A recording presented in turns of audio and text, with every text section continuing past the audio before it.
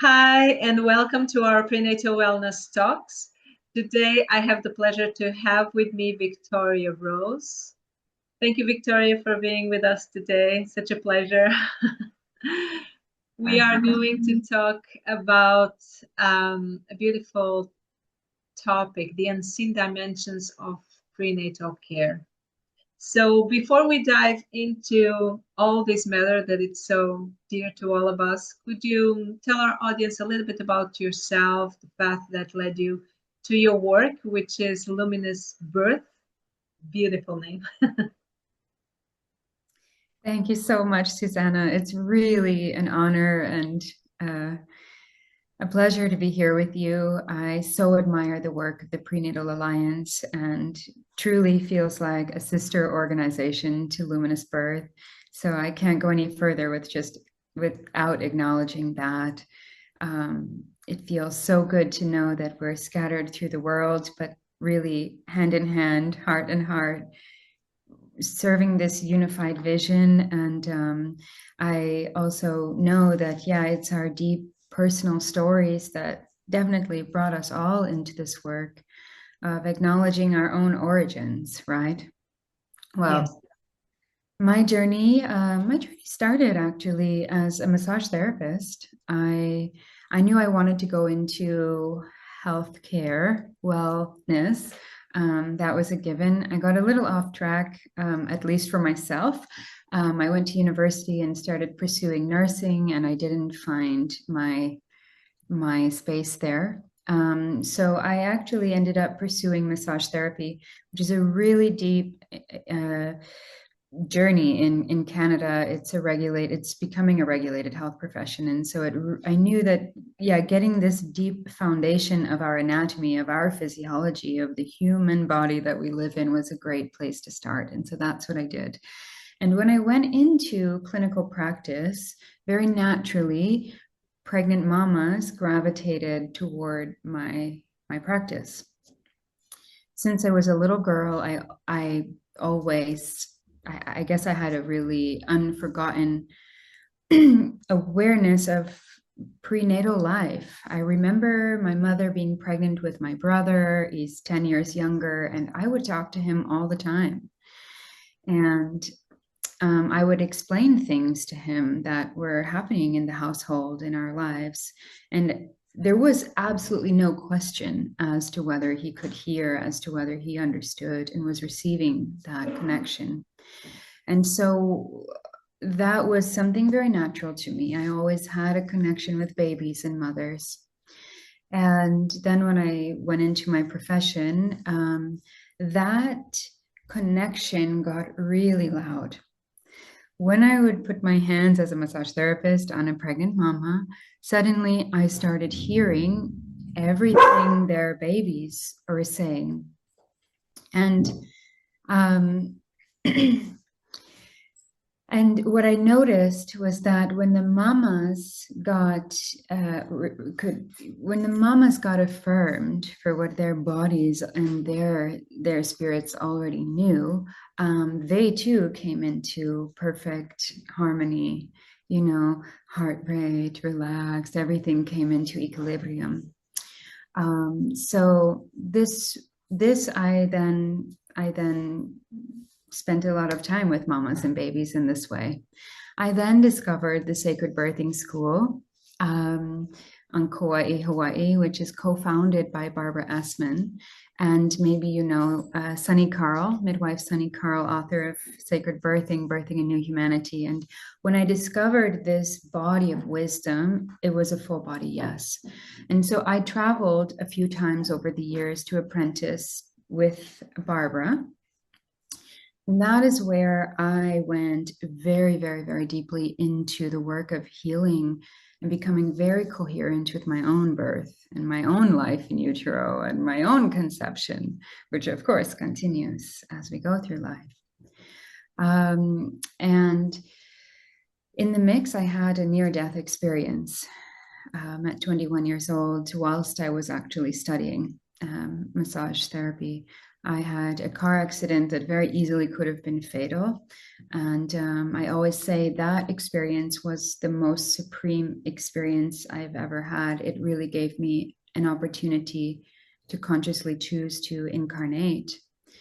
And that experience represented me with my birth and really unlocked those archives of memory in an irreversible way.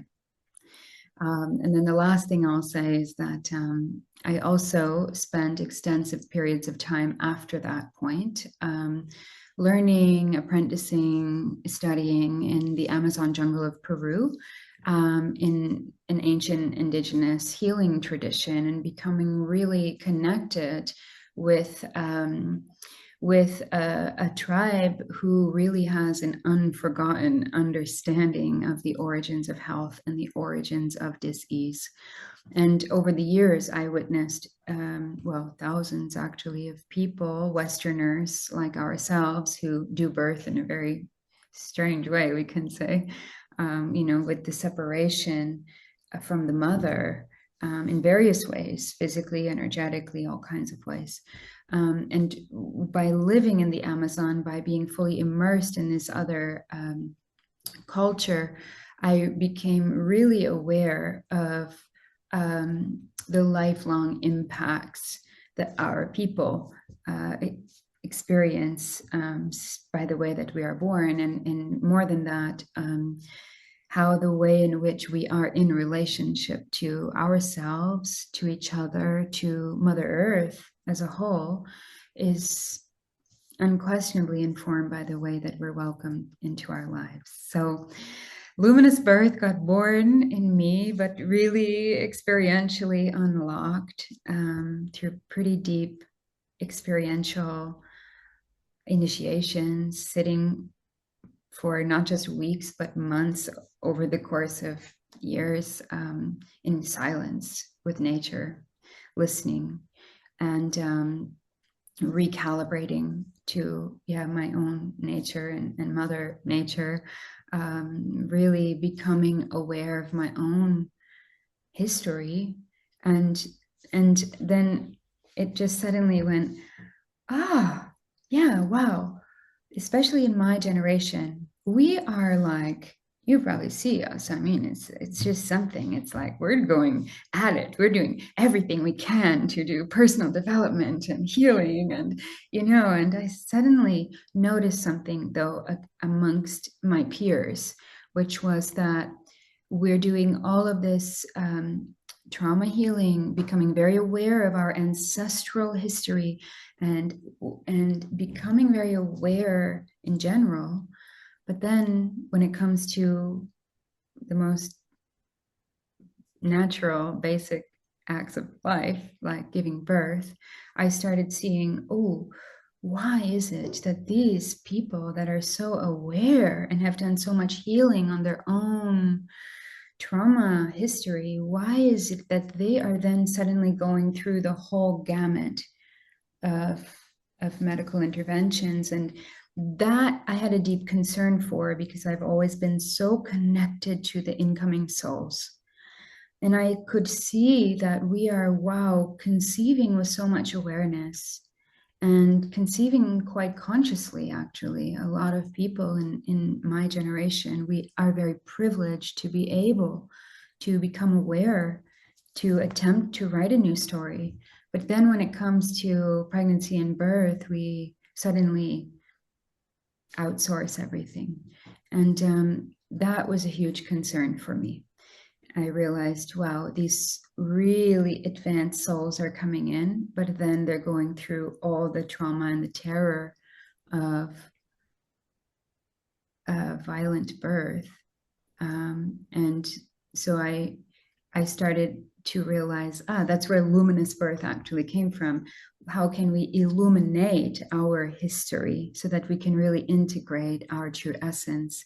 And in from that place, really welcome the emergence of a brand new story. So yes, I became aware of, what are those missing dimensions of prenatal care? Yes, and that leads us to the next questions, because you want to talk about those unseen dimensions of prenatal care. So, what are those unseen dimensions, and how do we invite pregnant mothers and parents to connect with this, as you say, deeper layers of pregnancy and birth? Yeah. Well, I always say the most advanced, the most sophisticated technology that we have, it's really inherent in our DNA. And there is no technology yet that's been created, and I don't believe will ever be created in the medical world that can actually gather accurate information about our babies. In some cases, yes, of course, but the ways in which it's being used are often fall short, and I think women become very easily disappointed in the kind of care they're getting, because we know that we need something much deeper. So one of the unseen dimensions of prenatal care is the quality of the relationship of the two people that have conceived the baby. And of course, we know in our modern day, there's many ways to conceive babies. And so there's not always a physical partner. But if there is a physical partner, then the intimacy, the connection, the quality of the relationship is really everything. And the easiest way to explain that, so that we can all just remember instead of learn it, is we can all remember how we felt or would have felt if our parents were friends, on the same page, connected, if we saw them being friends, being in love. And so we know, and all of the pre and perinatal psychology and health education really shows us this, that prenatal development is informed by the sense of safety and love and belonging. And our sense of safety when we're coming into the world from our earliest fetal origins are really informed by our parents, predominantly our mothers. And so that leads me to say the other unseen, the other piece here is the role of the father or the birth partner. They have an incredible power in informing this sense of safety of the mother.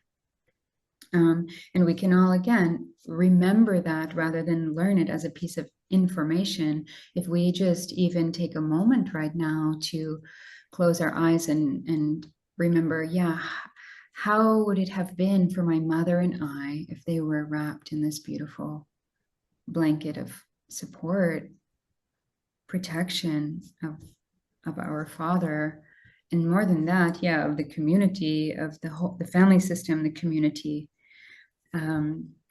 So these are poignant things. I think there's a lot of, this would not be the center of this conversation, but I have seen over and over again in the care that I give with mamas that, yeah, things like breech babies and babies being in positions that are, just variations of normal, but not widely accepted in the medical industry for natural birth. A lot of these positioning things and presentations in utero and so-called complications, when we go into that and we be present and we really listen, what we often find, especially with breech, is that there's something unresolved in the relationship of the couple. And this can be something that they are also not aware of. So this isn't just an ideal situation where we, of course, bring love and support to the family system. On a physiologic level, there is not just a baby getting born and a mom and a dad getting born. There's a whole family system getting born. So this is part of the unseen intelligence of physiologic birth. And I have seen babies, at 39 weeks just turn once these kind of connections are made. So yes, and one of the things about your work is that in your approach, you see the baby as an active participant. not Yes. only in pregnancy, but also in the birth process. Yeah. And you are talking about a little bit about this kind of perspective here. So that's why I wanted to introduce the next question, which is how can parents begin to communicate or connect with their baby during pregnancy in a meaningful way. And you just gave an example that can happen, and can happen actually in terms of the physiology of the baby and of the birth, and how things are unfolding. Yeah, yeah, absolutely. Aside from giving focus and recognizing the attention that the relationship needs and the inclusivity of the birth partner, including the baby as a conscious participant in their lives from the time of preconception, is essential. We were all participants in our lives from that time, and had we have been treated as the number one experts in our lives from that time, we would be just, our sovereignty would remain intact, right? So I'm very curious about and interested in, yeah, how do we cultivate sovereign human beings? Well, we treat them as the sovereign beings that they are from the beginning of their life. And that starts preconception. So yes, the turning to the baby as the number one expert first. So that can look like the midwife is saying this, the doula is saying that, the OB is saying this, my neighbor says that, mom says this, my best friend had that experience, and you have all this noise. We have so much noise, so much information. I think a really amazing birth keeper to have a woman who really knows about birth, trusts in birth, will not at all try to sever the connection between mother baby. And so in my work with mothers, it's really about strengthening that connection. And when there is noise or confusion or questioning, helping to bridge the connection. And so it's very easy. We just get out of the thinking brain and bring her into her heart, into her body, and ask questions. And then allow her to write or draw what comes up for her when she receives the answer, not thinking about it, just doing it. Yeah, and if you have her and dad or her and birth partner do that exercise or an exercise like that at the same time, you realize, they're both getting almost identical information. So again, that technology, as I said, the sacred technology, right? It's the instinct, it's the intuition, and it's almost it is unbelievable that as advanced as medicine has become, we fail to recognize the mother as the number one doctor. We fail to look to ask the question, how are you feeling? That we've completely forgot that the baby is always never not communicating, and is always communicating through the feeling and the needs of the mother. If you look outside of our culture for a second, you don't even need to go very far, you see that that's a no-brainer. That's like, that's the first thing to do. But here we like to, that it's almost, yeah, it's sad, right? The mama has been canceled. So I would say that, yeah, Luminous Births programs, our fertility preconception program, our birth preparation program, and now our birth keeper mentorship is filling the voids. And that is the support that you wish that all mothers and fathers would have during pregnancy, wouldn't it be? Of course, yeah, absolutely. Can you tell us a little bit more about that support that you think is so important in this time of their lives? Yeah. Well, I love that you say in this time of their lives. I mean, these are the deepest thresholds of life. They're so transformative.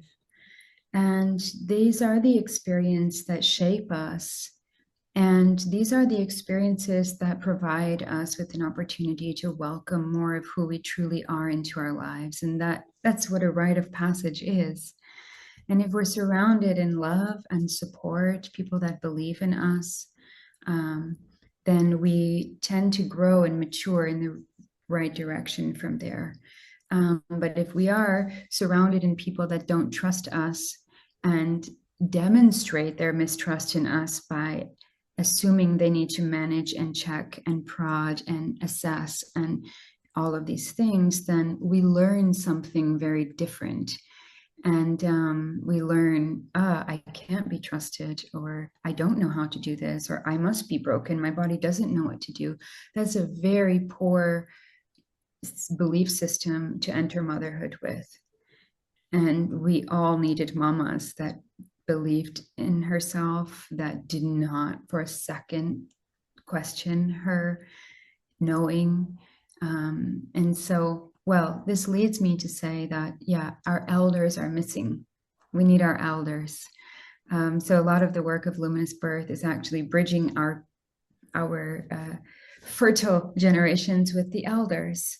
And I would say this isn't just we have, of course, in this time also that we're living in collectively, we need more support because it's getting really confusing. It's like what to believe. There's so much information, and there's just too much noise. But at the same time, I want to say that it's not just the time that we are living in. Every mother, every baby, every father, every family needs and innately deserves to be loved, to be celebrated, to be honored, supported, revered through these thresholds. In our modern times, yes, we hire a birth keeper or we hire help. But if you look outside of our culture, that help is just there. It would be the auntie or the grandma or the matriarch or the elders. So I think, yeah, the more aware we become, the more we will give ourselves the support we need and innately deserve. The other one final unseen dimension of prenatal care, I would say, is the healing of our own births and pre-birth conception experiences. So that's a very deep part of the work that I do with parents, both from preconception, at least somewhere along the lines before birth. And I would just say that, yeah, we are all re-experiencing our births every day of our lives, definitely when we go through change, transformation, and certainly during pregnancy, birth, becoming parents. And so the birth of our children can be what also heals our own birth. But if we're not aware of those imprints, then the experience of being pregnant, the experience of giving birth, becoming a mother, becoming a father will represent our own imprints in mostly unseen or unrecognized ways. And we won't have as much power to rewrite the story, or we won't have as much awareness to bring in the support for ourselves that we need now, but we've always needed our whole lives since our own births. So I guess it comes down to love, right? It's a journey of love, of self-love, of heart opening. Yeah, and I'm happy that you also brought in the ancestors, because I think we are, if we are not aware of it, we may be just perpetuating trauma.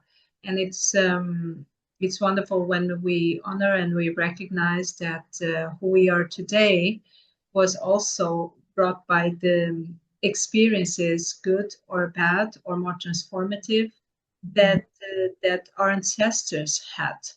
And I also wonder why we have become so detached from our natural rituals and the natural support that mothers and parents had.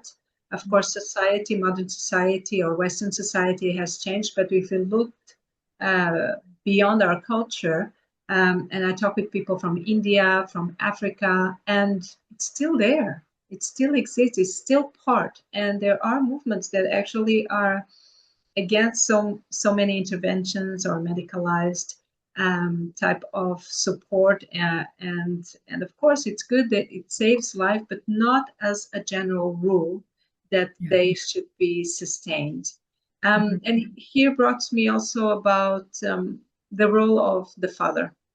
Mm. So from your experience, the father, the partner, it's all should also be deeply involved in the prenatal and in the birth process. And I may say again that if we go beyond our culture, that didn't happen. That actually didn't happen. It was more the mother of the mother and the aunts and the grandmother that would help, and also they would have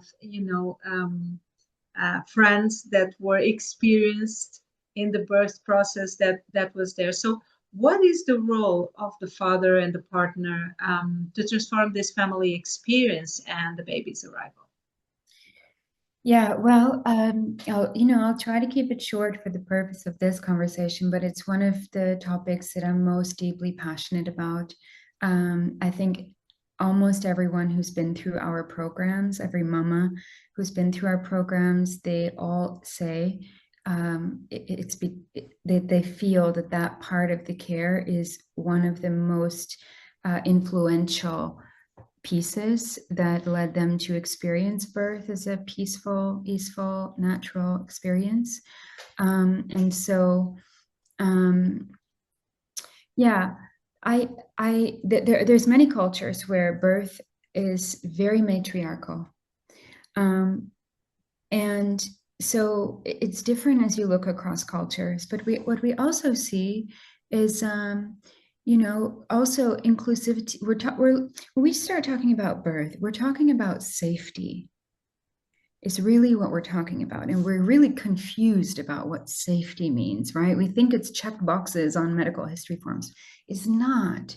Safety in birth is the same as safety in lovemaking. So that's like what makes us as women feel safe. It's a little bit mysterious. And it's also, it's definitely not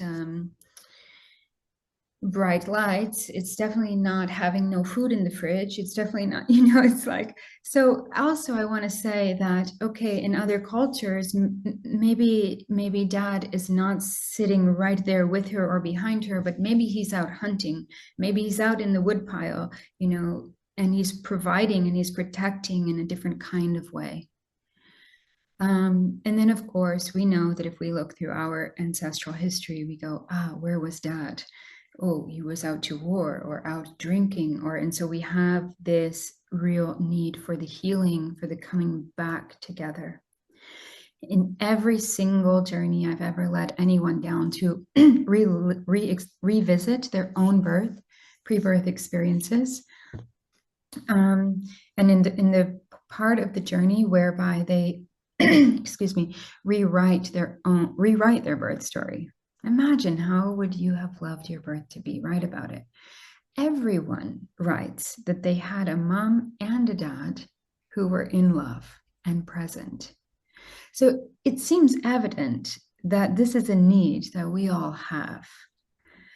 And then I would say that it's more than the role of the father. It's also the opportunity that the father has. Becoming a father is the single most transformative maturational milestone in a man's life. He changes biochemically as well. His hormones change, everything changes.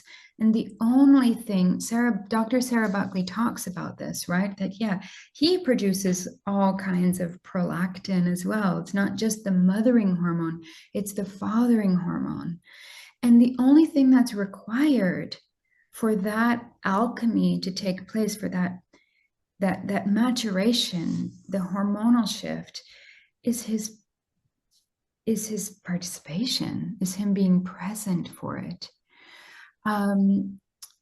So yes, and I think it's very important to point out that mothers cannot, or sorry, fathers cannot replace mothers. Some fathers, I recently was talking with someone, yeah, who was mothered and fathered by their father, and wow, what a hero. You know, there's incredible heroes in this world that are showing up for the job on every level. But the reason I'm saying they can't replace is, like, let's not get confused. You know, this is him being there to reinforce the mother-baby connection, the mother-baby dyad, to protect it, to love it. And what I always like to say is that it's not just the mother and children that need that. He needs that too. That's the birth of his purpose, of his power, of who he is as Yeah, and well. as you are saying, it's a continuity because we understand that, you know, the how the mother perceives the world inside of her is going to give the clues to the unborn baby about how the external world is. Not only it impregnates the neurophysiology, neurobiology of the baby, but the perception of the mother is highly influenced by her partner, by the father. So the father can help to promote that positive environment that that the mother needs Mhm. to help their baby, to love their baby. And then when we bring fathers to the birth room, is again an extent that continuity, that partnership that Mhm. can. So the baby is born, the mother is born, and the father is born. And when we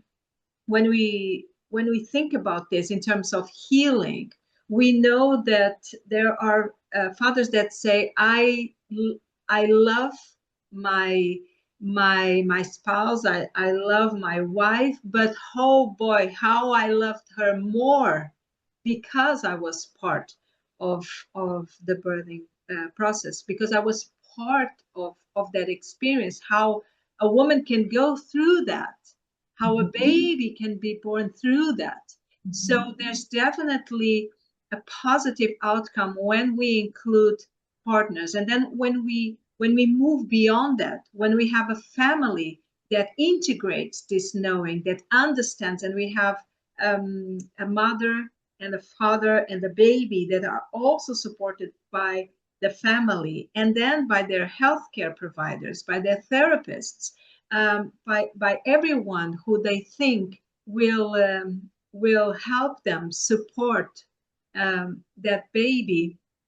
And all of those people have this awareness for how important it is, the perspective of the baby, the support of that mother, to create not only the physical and the emotional body of the baby, but also the spiritual body of the baby.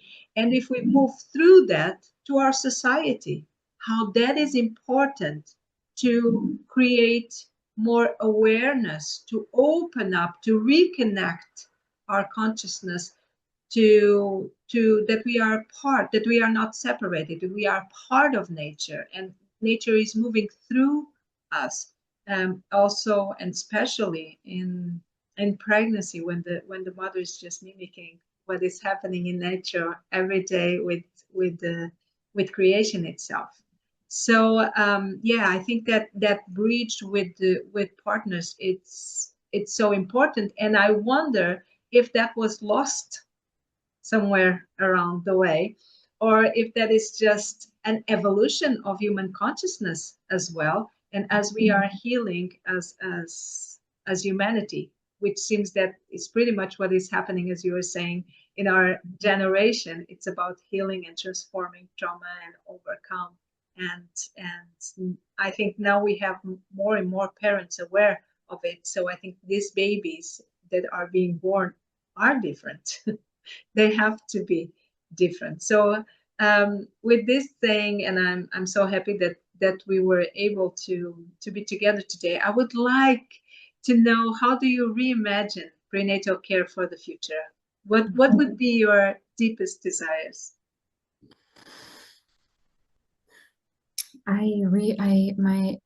My greatest wish and prayer for prenatal care is that it gets returned to the sacred, that it is central on love. It is centered on love, that we remember that it is the love that created the child. And no matter what the story, if you look right down to the conception on a molecular level, it's love, it's unity, it's union of masculine, feminine, exactly what we were talking about. So that the love becomes central in prenatal care. I think we've become so distracted on appointments and this and that and this and that, and we forgot this is a love story, and love transcends all. We are love. The whole intelligence of the biology, of the physiology of conception, pregnancy, and birth, it is all exquisitely designed to escort us all back home into our hearts. Birth is a heart opening. And I really imagine a world where the babies that come into their lives are brought in on those waves of love, that the same waves of love that conceived them are what gestate them and what birth them. And that with that, we all remember that we all have a duty, a responsibility to show up and love mothers, love fathers. They don't really need anything else. They just need love. We all needed it. And I really pray that that becomes the new normal, that we remember what it truly is. Thank you so much, Victoria. With these words, we are finishing our talk for today. Thank you so much for everyone who is watching us. I hope that we can talk about other matters, maybe sometime soon, and that you participate also on our blog with one of your beautiful articles. Thank you. Thank you so much for being with us. Thank you.